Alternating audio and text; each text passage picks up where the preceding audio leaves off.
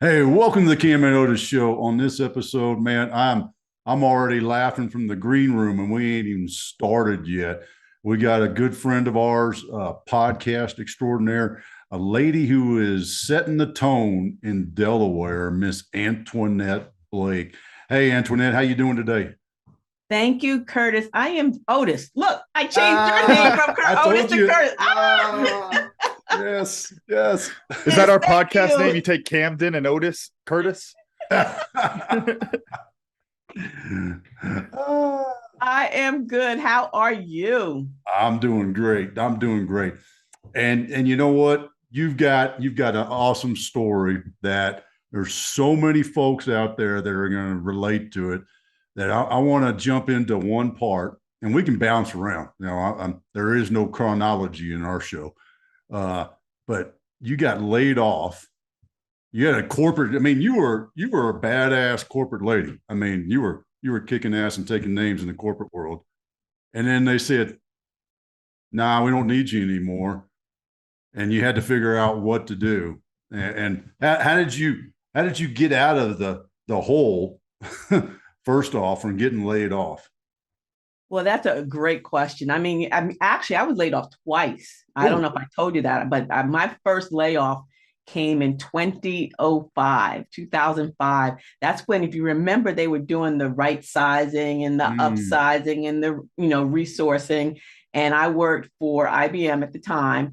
And they said, oh, in the department that you're in, it's not you, it's just that that's the department we need to outsource. So I was like, oh, okay, because the money was good, and I was like, okay, I'll stick around for a while, and that was a blindsided me. I would think I was in my 50s then.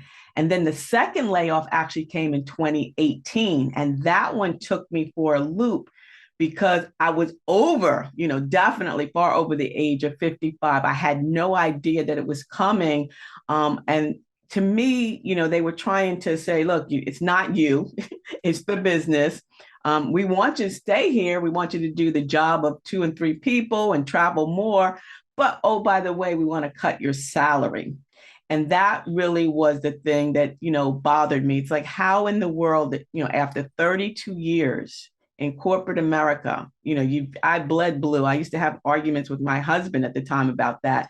How do you say to someone, we want to cut your salary, but give you more work? And this was way before the great resignation and all of that. mm. So, it took me for a loop, but Otis, what I was doing was 3 years prior, I was kind of prepping myself.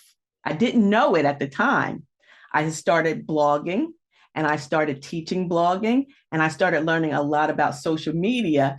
And so when that last layoff hit, I was ready to pivot and shift. And that word is called shivot. So I was able to Pivot. shivot and not look back at all. Did How did that? you Oh, go go ahead, ahead. Kim? You You were got it. right. We were both taking notes then. So go ahead. I said go ahead. All right. Wow. What I'm curious about is, was that just a passion project? Was there any intention behind like building anything out of it, or was it just a hey, it's 5 o'clock, I'm off of work and I want something to do? That Cam, that's a great question because actually, when I first started blogging, it was a way to fill a void. Like my grandmom had raised my sister, myself, and then when she got older, I quote and unquote raised her. She moved in with my family and I, and she was with us for 16 years before she passed away at the age of 98. Wow. And after she passed away, I mean, it was a beautiful end of life, transition. And she was, healthy, but it was time to transition. But after she did that, I found I had a whole lot of time on my hands, right? Because I was Mhm. always involved with her. My kids were growing up. My son and my husband and I were married 20 some odd years. We've been married 32 years now. But it was like I had all this time on my hand, and I'm like, what am I going to do? So I love to write.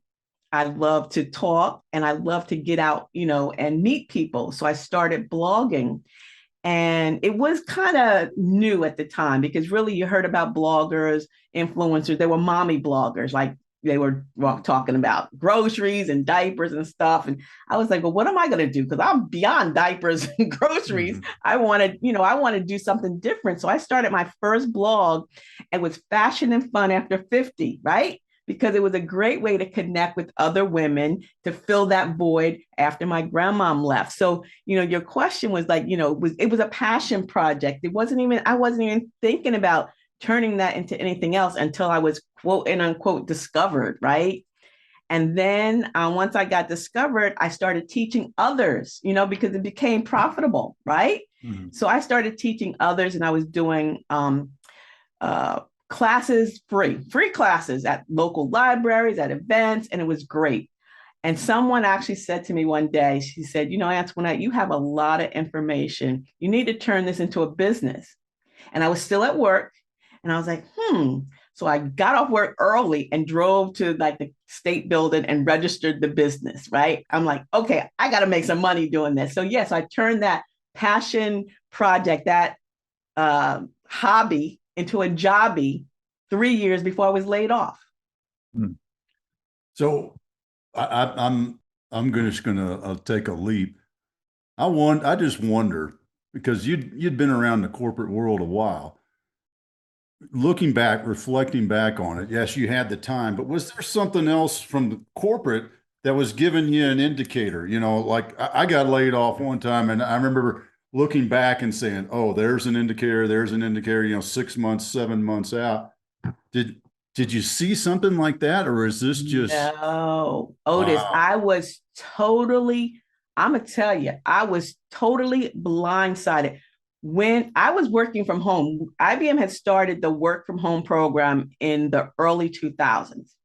So I was working from home, and I remember we had a team meeting. So they sent out the notification, we're going to have a team meeting in Philadelphia. So the manager was coming from New York, and we were all going to Philly, right? I'm in Delaware. I'm doing my little thing. I'm in procurement. I'm doing orders and all this. And I'm like, oh, and you know me. I mean, I'm a pretty, upbeat person.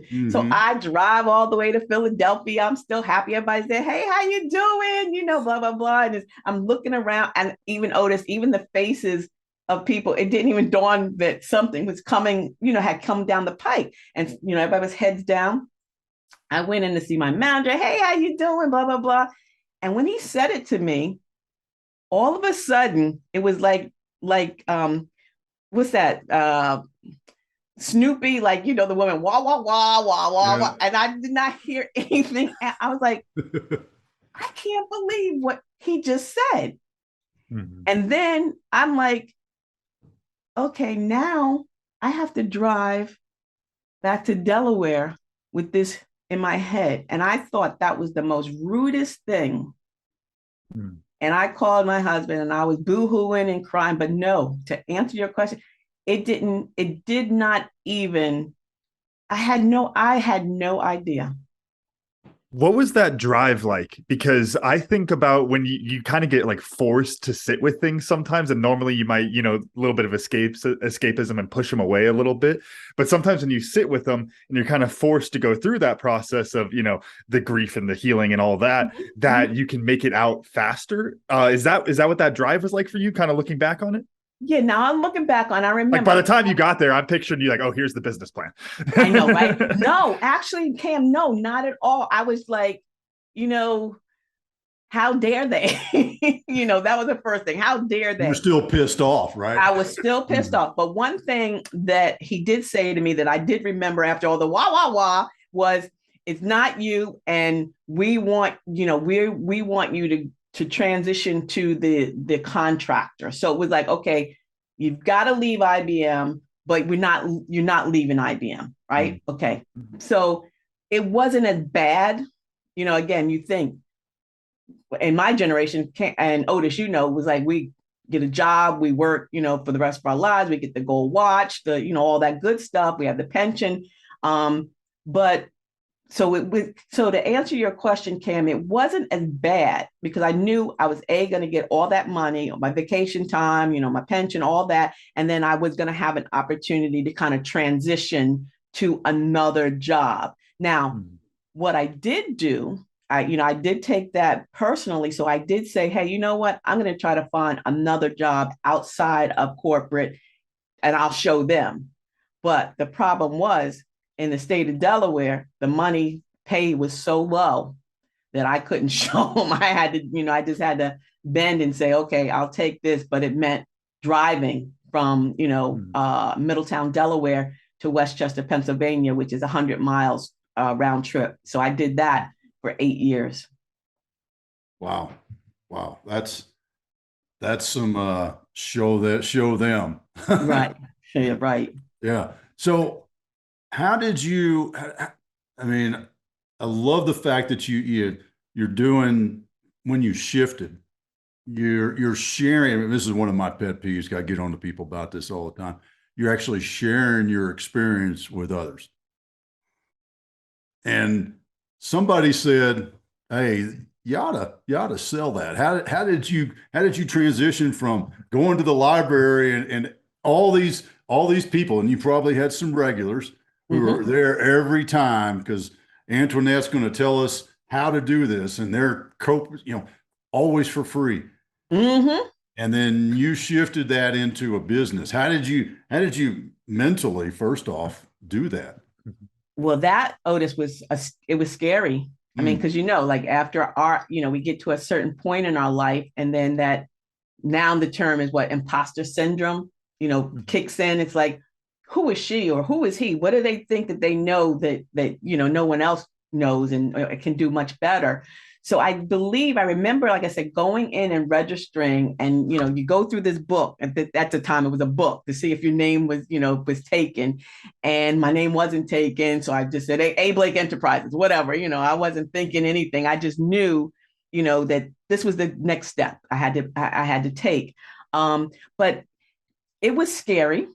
Again, it was very scary because working your whole life from, I think I started when I was 13, 14, working. I was always an employee, right? Always an employee, being told what time to come in, what time to go, when you can take lunch, vacation, all that being told, and having a steady paycheck, right? That's the thing. Somebody's paying me. I'm getting a paycheck every week or every 2 weeks, to going to, oh my gosh, I've got to sell myself and my services and hope that I'm good enough that people will pay for it. And like you said, when people are getting it free, it's no skin off of their nose. But then when you start charging, so I'm gonna be honest with you, it was slow. I prayed a lot, I really prayed a lot. And I kept saying, well, God is taking care of those birds. I know someplace in the Bible it says, he takes care of the birds and the bees and or apples in the trees. He's going to take care of me, right? I don't know if that comes from the Bible. That's probably come out of my head. But a Beatles song or something. I know, right? I was like, well, he's going to take care of them. He's going to take care of me. So I just had to, we did some adjusting. We, sold the house, the big house, got a little house, and, kind of did things that we needed to do in order for me to be where I am today.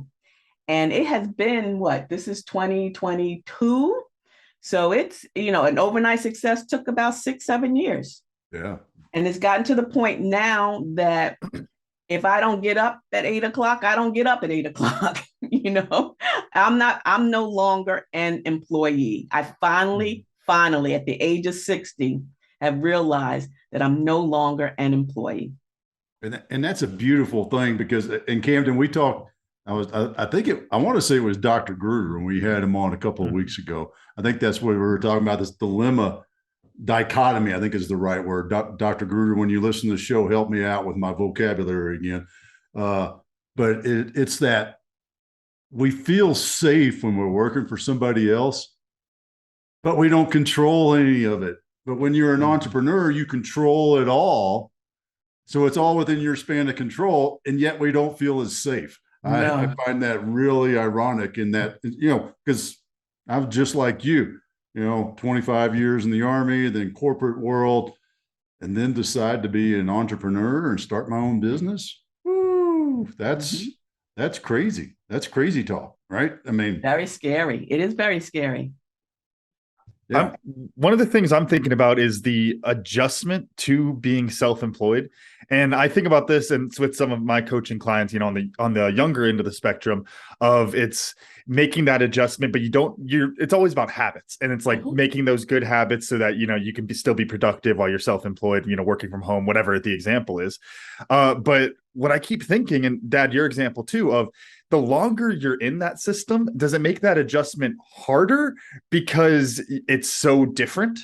Or is it easier because you've already kind of got the habits down of, like Dad, in your example, of waking up at 4 a.m. every day? Right. Like, so it's like, it's pretty easy to have a productive day being self-employed when you wake up at 4 a.m. because there's nothing on TV, you know, those type of things where you kind of, you have a little bit of an advantage. So do you guys think, and I'll start with you, Antionette, do you think that the tenure of your time at, in corporate America, do you think that sets you up for success there? Or do you think that made the adjustment harder?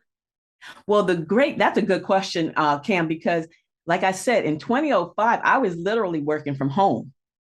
So I had to learn how to, get up and do my work and not do more than I'm supposed to, because it's always afraid, like, oh my God, they're watching me, right? But no, I believe that the dedication, I love working for IBM. There's no doubt about it. I love the people. I love the job. I love the environment. But it did set up a structure that may be missing now, because going right from high school to college to the working, remotely may be a lot different, right? For our younger generation, because it's just not that used to that. And like, Otis, you got up at 4. You knew what it was like to get up and grind and do this, that, and the other. Same thing when my second job was at a fast food restaurant, but it wasn't, and there was not digital. We had to memorize the menu. Like we could not, there was no keys on the cash register that told you a number 1 was this, that. You had to memorize. You literally took home a handbook and you had to memorize these things. So Cam, for your question, for our generation, I think yes, the working in corporate America, having a sense of responsibility does help when you do get out on your own, because you know exactly what they wanted you to do. So now you have an example of how you want it to get done, so that it's that you're successful. Not you wake up, walk down the steps, take a nap, all that that's not productive. It's not productive at all. Yeah, it's that I think in the younger example, to put it that way, which feels like a weird way to put it, but in the younger example, it's almost that you don't have the structure, and so you kind of rebound back to, like, I like to call it like the summer break, where it's like, yes, all right, I got nothing to do, that type of thing. Whereas you're rebounding to a structure, and so you already can kind of get through the motions, and you can build on top of that. Okay, that makes a lot of sense. You got anything to add on that? That's a great question. Wow, I never thought about that. I love that. I agree. I think it, and that's one of the things that I talk with entrepreneurs about, and military guys as they transition out. It is, you've lived life in this structure, and you've got to come up with. Doesn't have to be the exact same structure, but you've got to have some sort of structure in order, or else your mind will go batshit. I mean, exactly. Military guy, it will. And I think on the entrepreneur side, it does give you a foundation of we'll just call it a work ethic, right? Of hey, I've got to get stuff done. And even though it's, my boss is the guy on the other side of the screen looking back at me, right? I've still got to get stuff done. Whereas I think if you kind of in that, it'll get done, I really only got to get a 75 on this paper to pass the class. That kind of transition, if that's your foundation going into the business world, you ain't going to make it. No. And what else is you think about that is because even in the work world, you have your personal world. So you've got to, people say work-life balance is not really true. And maybe it should be called something different, but there is work-life you have to balance. I mean, you have to adjust. Like I said, I love how you talked about this, summer break, right? Because mom and dad did everything. They cooked, they cleaned, they did the yard, because that's something that you got to think about. You got to go and check the weeds. Too much weeds, you got to spray the weeds. You can't just sit behind a computer all day. You got to get up, you got to get out, you got to look around the house. What needs to be done? What doesn't need to be done? Oh, I got to cook. Oh, I got to shop. So it's like it's not summer vacation anymore. And having that job and that home and the responsibilities does make it kind of easier when you become an encore entrepreneur like us. Anyone over the age of 50 that have decided to do our thing, that previous life gave us great foundation, great strategies to manipulate and to maneuver into this new world. When did you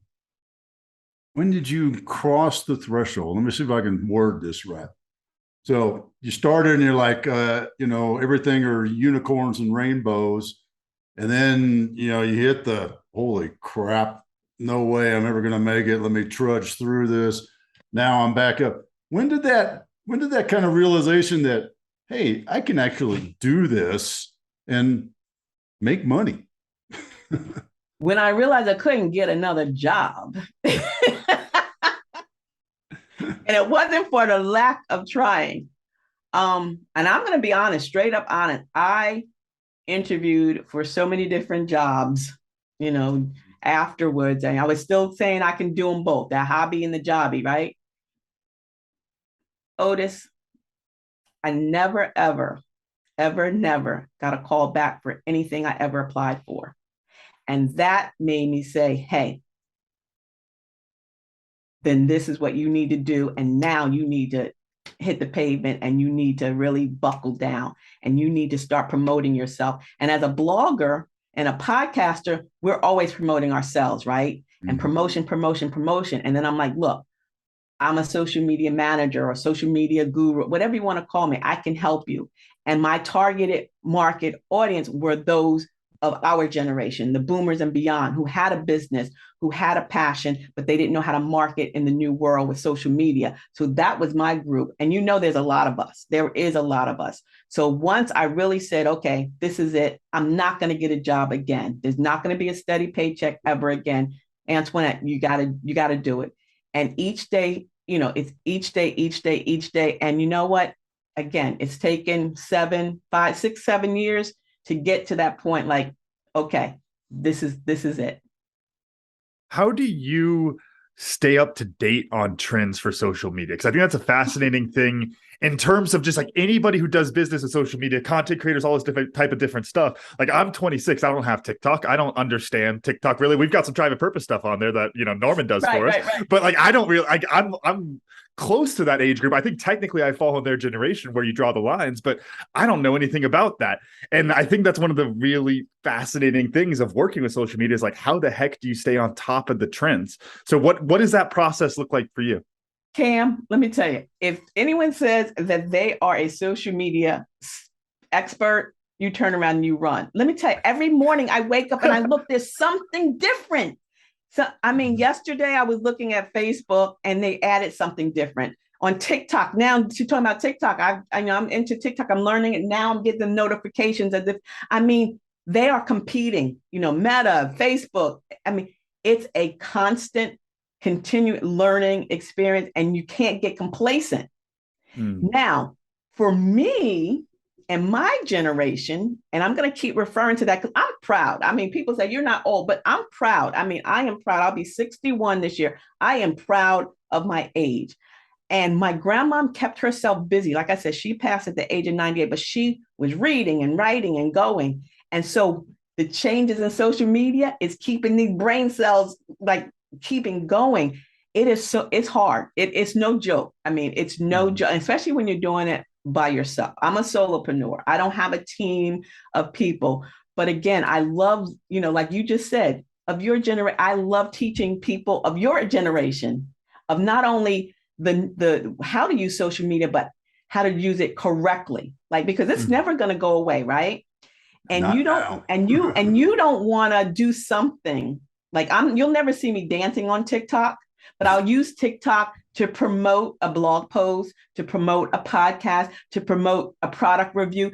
There's ways to do things. And Cam, you don't want to embarrass your father, and Otis, you don't want to embarrass your son. So there's things and ways that you do promote yourself on social media. And that's what I like teaching people. Don't get caught up in all the hype, make sure that what you put out there is right and tight, because your brand is your bond is your brand.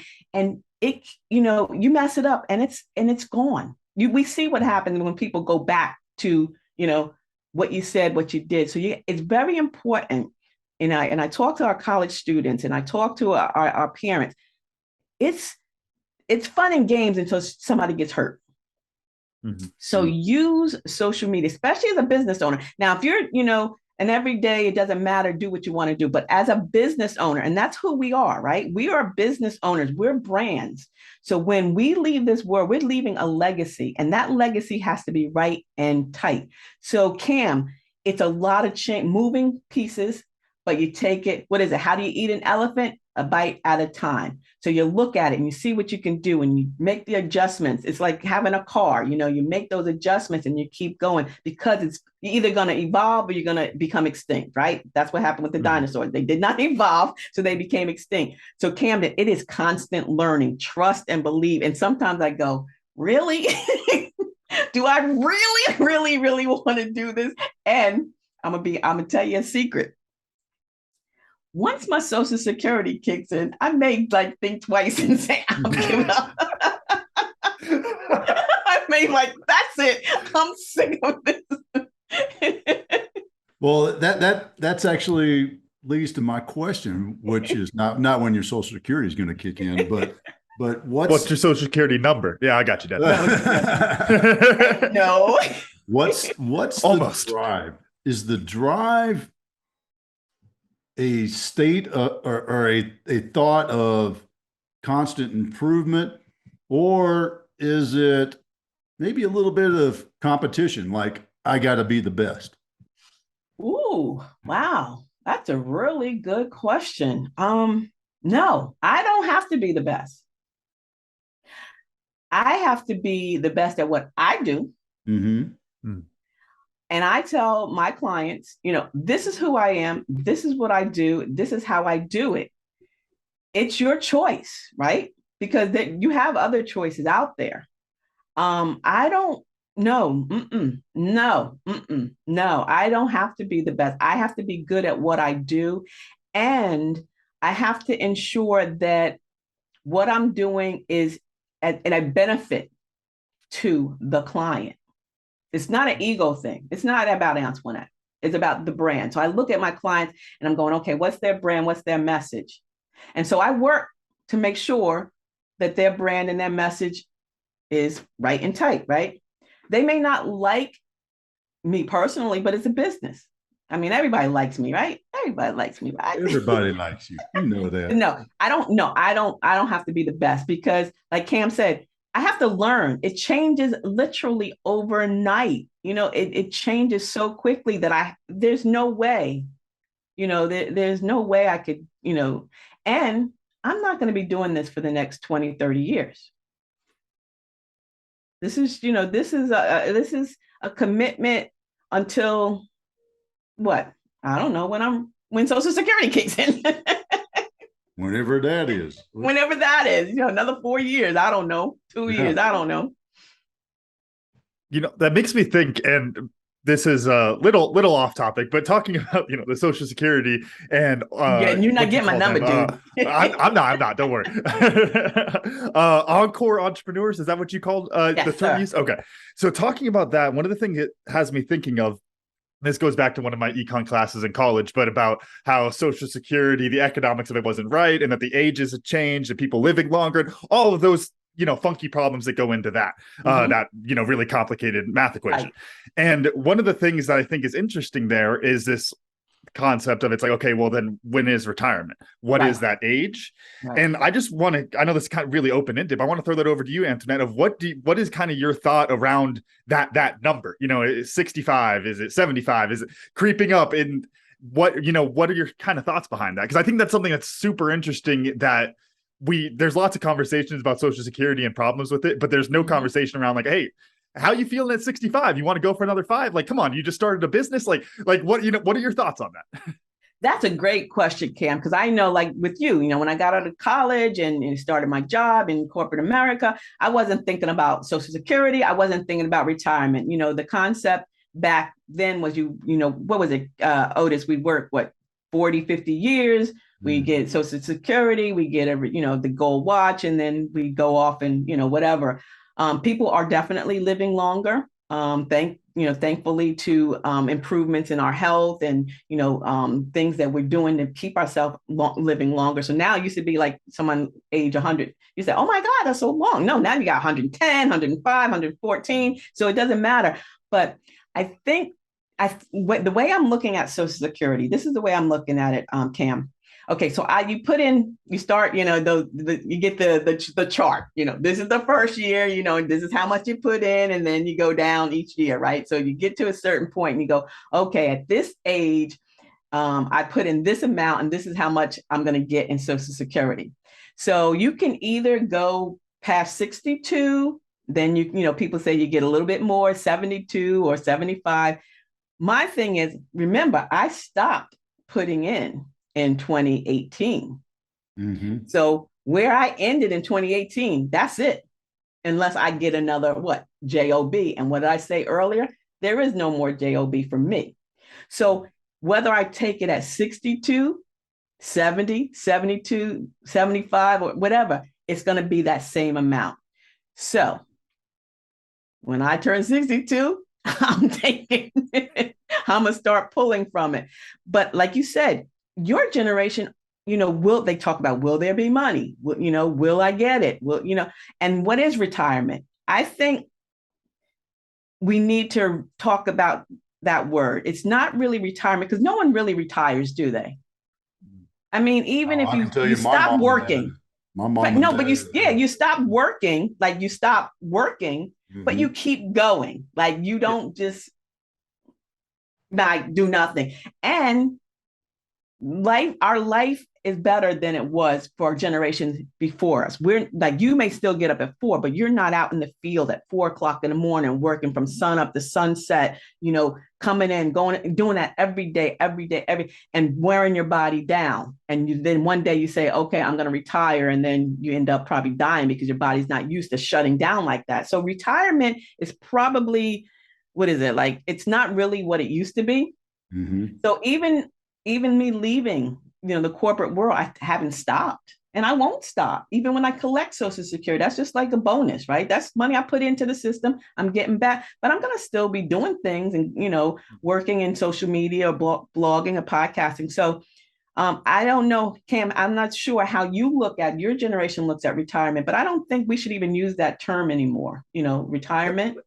Yeah, that's kind of what I was thinking. And that's why I was smiling so much, because the note I just put so I didn't forget it was retirement. Really, the more I think about it, is like if your job was like the worst thing that ever happened to you and you're like, I got to get out of here and then go do nothing for 20 years till I die because that job was just so much for the last 40, 50 years.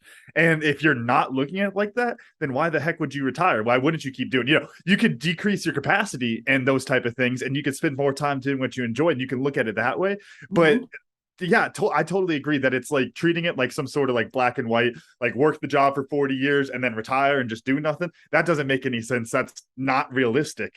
And I think it's a shift that needs to happen of just moving past that and looking at it as, if you're getting fulfilled from your job or your business that you're running or whatever it is that you want to do, then you're going to go do that anyway. So don't really look at it as a retirement, because you're going to go do something else. Right. I mean, reinvention. Instead of retire, reinvent. Oh, I like that. I was going to ask Dad, you talked about other mama and papa, your parents. How many snow fences do you think Papa has built for just to help out the local community since he retired? Yeah. How many miles of snow fence? Yeah, miles of snow fences. Who'd have ever thought that an aerospace engineer would use that skill to study the flow of snow across the ground to know where to put a snow fence? How about that one? How about that for an anomaly? It brings in what y'all are talking about in this not retirement. It's really a seasonal thing is the way I kind of look at it. And when our seasons change, you know, your season in 2018 changed abruptly, and out of your control, but you've readjusted, rebloomed, and gone into another season that I think as long as you're pulled to do it, then you keep doing it. That's the way it is. And you know, something may happen tomorrow, next week, next year, 10 years from now, that may say, hey, it's time that season to end again, right? Exactly. Never really know. I want to shift gears because I'm really interested in how you grab the client once you've got the client, and you know, and we joke about you know, our business was called LTO Enterprises. It was not much better than Blake Enterprises. It was like, I need a name. Okay, how's this? Throw it out there, right? Right. Not a whole lot of thought goes into it, but you as the expert, when you have that, you see that client, you grab that guy off the street and they say, yes, ma'am, can you help me? How do you dive into them? Wow. And you know, that's a very timely question because that just happened. You know, you got your business, right? And you know, you hope that you're doing well and you're comfortable and you're hoping people refer you. And then of course you've got Google My Business. And I actually received a email from someone that went on to Google My Business and they said, I'm about to start this and I need help. Can you help me? And I'm like, okay. So the first thing, obviously, you want to talk to them. You want to see who they are, where they are. It's not some cuckoo from Cocoa Puffs, right? So you set up a time and you have this conversation. And in this conversation with this particular client, I loved everything that he was saying, what he was going to do. He's going to retire. You know, he's a vet. He's going to retire from the military. And he's always loved doing this. You know, that's where you're taking that hobby and turning it into a jobby. And he knows nothing about social media marketing. So he needs everything, you know, from the website to, you know, the platform. And you have this conversation. And once you're listening, you know, you're listening to what they need. And if you feel that you can help them, I think it's all social media. You think about the first word is social, right? You go online and you socialize, you congratulate, you commemorate, you laugh, you cry, you're being social, you're sharing. And it's about the human nature. Like, you know, and I always say that social media for me is about the H to H connection, heart to heart or human to human. You know, you're not there to sell. I mean, obviously you're going to sell because, you know, that's the whole purpose, but you want to build that relationship first. So to answer your question, when I'm speaking with them, I'm hearing them and I'm building a relationship. And if that relationship feels good, then we go to the next step. Because I think that when you have your own business, you are in command of who you wish to work with. It's no longer just about the money, right? Money can come and money can go, but it's the relationship. Are you comfortable working with this person? If you guys, again, it's like a marriage, you know, it's a relationship. Your podcast is a relationship. People are listening to you because they like you, they trust you, and they want to get to know you better. You're not the only podcaster out there. I'm not the only blogger or the only podcast, but it's the relationship. So after that initial conversation, if I like that relationship, then we get into the nuts and bolts of, okay, let me take a look at what you got. Let me, you know, get my proposal together. This is what I'm going to do for you, blah, blah, blah. And even once that is said and done and that payment is made, it's still a relationship.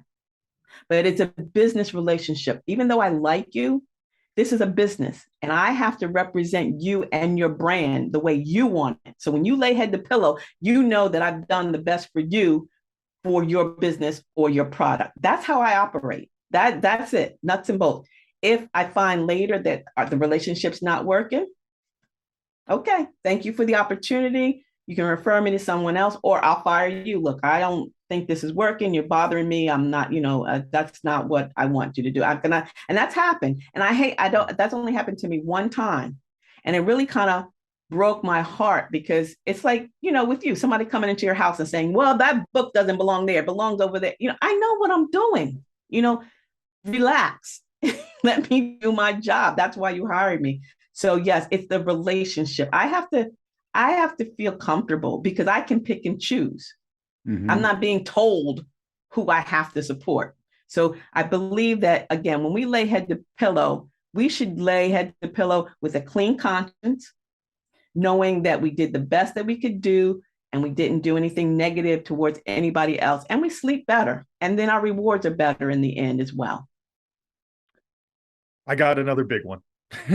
So what do you think around the stigma around people entering entrepreneurship at a later age? And how do you think that's going to change with, and I guess you could call it a newer trend, but with what you're doing and more people, whether it's later retirement, just fulfillment through entrepreneurship, whatever you want to call it, that's a trend that's there. How do you think that'll change that stigma around it? I mean, Dad, we talked about it in the military sense. There's a stigma around vets coming out and like all of these different things. Mm-hmm. How do you work to change that? And what do you think that looks like? Cam, that's great, because it has changed. I just in these past maybe 10 years, I've seen the change. Again, when I first started my first blog, it was DEDivadeals.com, fashion and fun after 50. And like I said, the bloggers were the younger moms, the younger ladies, the younger fashionistas, the younger influencers. And here I was stepping into a field where I was catering to 50 plus, right? And this, you're going to laugh. I actually was flown to Hollywood, California to do be on a brand campaign for Depend, right? Depend underwear, because that was the demographic. And guess what? Our demographics has the most disposable income than the younger generation. So now when I see social media has leveled the playing field in so many areas, not only from big business to small business, but that age. Now you're seeing 50 plus, 60 plus, fashion, food, because again, we have knowledge, we have experience, we have things that the generations coming up behind us need to know. I mean, I learned that there was one gentleman who started a YouTube channel teaching young men about the basics of being a young man. And his YouTube channel has exploded, because not everybody comes from, a family that has that male figure. I remember, my husband and I have been together, but I didn't know how to tie a tie, right? So now if you want to learn how to tie a tie, you can go onto YouTube, because there's somebody there that'll teach you that. So you're seeing where it used to be like a big discrepancy where you only saw the young people, I always say, when I was growing up, it was always the Fabios, like the light skin, blue eyes, long blonde hair commercials. And when they started adding commercials with people of all ethnicities, of different weights and different sizes, it's like, oh my God, that's me. Mm-hmm. I'll buy that product. So businesses are going after the older, more mature, bloggers and influencers. And I love it, because it's now bringing us together. People think that social media is dividing, but if you concentrate on that part, yeah, you'll see that part. You're going to see what you want to see. But social media has connected people in ways that never been connected before. And I love it. I so love it, because people are asking me to cover events that I have, I'll come and cover events. It has nothing to do with me and my family, but you're asking me, like this older lady, to come out and do this, because again, this is a one big world. We're global, right? And we've got to relate to each other. If we're going to survive as a people, we have to relate to each other. So the influencers over the age of 50, the encore entrepreneurs, are really becoming, like I just saw somebody today. It's like a TikTok, what you said, talking to TikTok. She's a TikTok video superstar, whatever that's what you call them, with gray hair and tattoos. And she's over 50. And I'm like, ew, wow. First of all, I'm not tatting up. That's just not me. Otis, I know that's what the guys did in the military, but you'll never see me with a tat, not even a fake one. But yeah, the older generations, we have knowledge, we have experience, and this is a new platform for us to share. And that's why I love podcasting so much. I think that's so huge from the business standpoint of one, like having that knowledge to share and then authenticity, all of that, which is like the fundamental aspects of like, I guess you would say like your individual business, if you're a podcaster or you're influencer. But then what that makes me think of is things I've heard around the business of ads for podcasting and how specifically when you look at splitting it into the two demographics of men and women, how it's really hard to get ads in front of women nowadays, especially younger women. And that it's just really hard to access demographic. And then you have shows like, I'll shout out my wife's favorite one, which is Crime Junkie, one of the true crime ones. And it's like, once you have that audience where it's like, there's a million women who listen to this every Monday when the episode drops, then all of a sudden the money starts coming in because then it's the advertisers like, hey, I can get in front of those women. And I can see how there's a very similar type effect of what you're talking about with the Encore entrepreneurs. Yes, definitely. I love that aspect, and I'll just throw in my 2 bits and a theory on that, and why the Encore Entrepreneurs is even a label now is because there's we live longer, because it wasn't that long ago where at 55 you were already counting the clock on retirement, and then it was you did a few vacations, and then you were in a home, and then you were dead. Right. Exactly. I mean, it was that sort of a lifestyle. And then the other factor I'll throw into it is our generation is much more computer savvy than the ones just in front of us. Because we didn't grow up with it, but you know what? We had computer programming in high school. Yep. It may have been a 7 1/4 inch disc or whatever size that thing was, that you could store like 3 lines of code in BASIC or whatever it was back in the day. But you know what? We understand computers, which enables us to say, well, why don't we do something like you mentioned? I love that the guy that did has the YouTube channel. Yeah. So cool.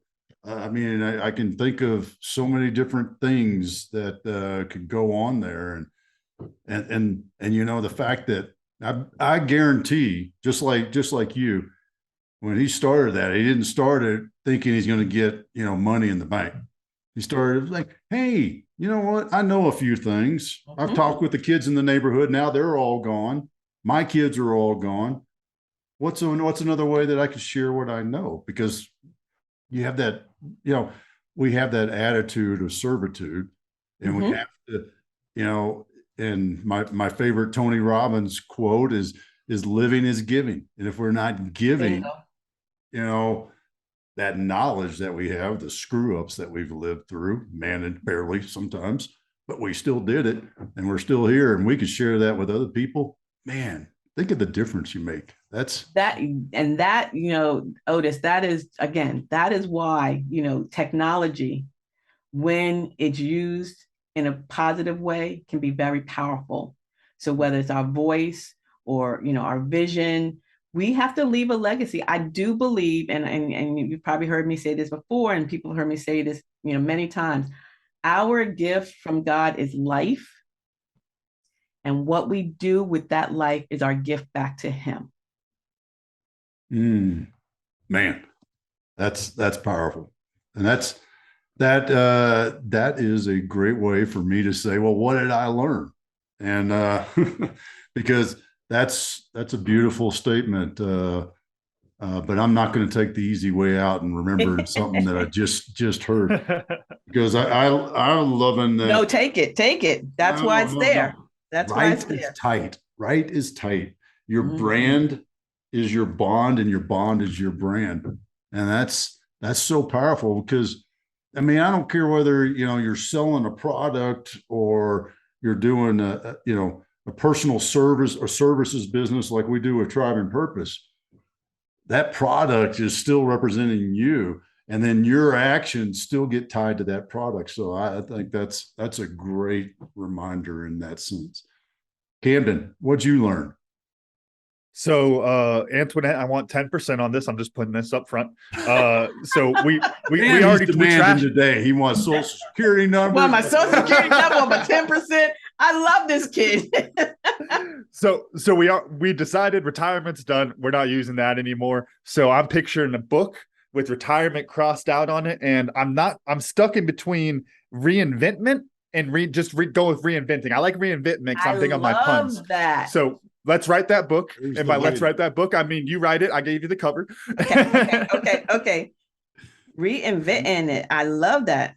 And you are the lady And who we have loves to retirement write. crossed out. I like that. I love that. I love that. I love that. I can't wait. Well, then that And means to be honest, I'll settle for a free copy. I'm not demanding. Oh, stop it. No, we're gonna split this. Wow. And what did I learn? yes, ma'am. I wanted you to finish that thought Yep. because And you know that what? book's got you thinking. No, and what has been stuck in my head, it was that fence, the snow fence. Oh my gosh. It's like take what you know and reinvent it. And even if it seems like it's something cold, something that no one's going to want, it is needed. You never know what someone needs, right? Mm-hmm. Take that knowledge and share it because you never know who's going to need it. Oh, and I want to add on that because what I'm thinking, and the snow fence example is an easy one, but think about anyone with that like high level skill set. And then it's like, okay, what is the, daily application of this and how much of a difference that can make for so many people of just like, okay, hey, yeah, apply a little bit of aerospace engineering to some snow fences. You could change some people's lives. You revolutionize snow fences. There you go. There you go. I love that. I love that. Antionette, how do people sign up for your blog, follow your podcast, and just get in touch with you and hire you and put your skills to use? Oh, great. Thank you. Actually, I have that Linktree ID. So the Linktree ID is Linktree, and then it's A.Blake Enterprises. So, when you put it in the show note, it's A.Blake Enterprises with an S, and you'll see the links to the blog, the podcast, my website with my services, as well as, all my social media platforms. So the Linktree ID is A.Blake Enterprises. And I do have a YouTube channel out there too. I just haven't done many videos. And TikTok too. TikTok's on there. Oh, and here's our I wrote this down. 12:28 Eastern Daylight Savings Time. I'm not going to be a dancer on TikTok. Miss Antionette Blake. So I'm just putting that in the history book because you will never, ever, never, ever see me dancing on TikTok. Now I will be talking and promoting and look at my latest. I did a mini little review. This local brewery in Delaware sent me 2 cans of an IPA, and so I said, what are you doing on, it's a Sunday sunny, whatever, but I'm sitting there with the can with the cap on. That's it. I'm not dancing with no cans. I just had to make a note of that for prosperity. Put it there. You'll never see me dancing. For the future. There we go. We'll just okay. Just change the word for the future. Or is that in now? Okay. Nope. 12:28. Never. 12:28. Awesome. Well, Antionette, this has been a lot of fun, and we really appreciate your time today. Thank you. And just a little bit of it with us. Camden, run us out. All right. Thank y'all for listening to the Cam and Otis Show. And a special thanks to our guest, Antionette Blake, for joining us today. And of course, our sponsor, Tribe and Purpose. Find your tribe, find your purpose. Get started for free today at findyourpurpose.coach. Make sure to follow the Cam and Otis Show on Instagram and Facebook. And please rate, review, and subscribe on Apple Podcasts, Spotify, wherever you're listening. Videos of the podcast are on our YouTube page, and you can always get a full archive of our episodes at thecamandotisshow.buzzsprout.com. Thanks again, and we'll see y'all next time.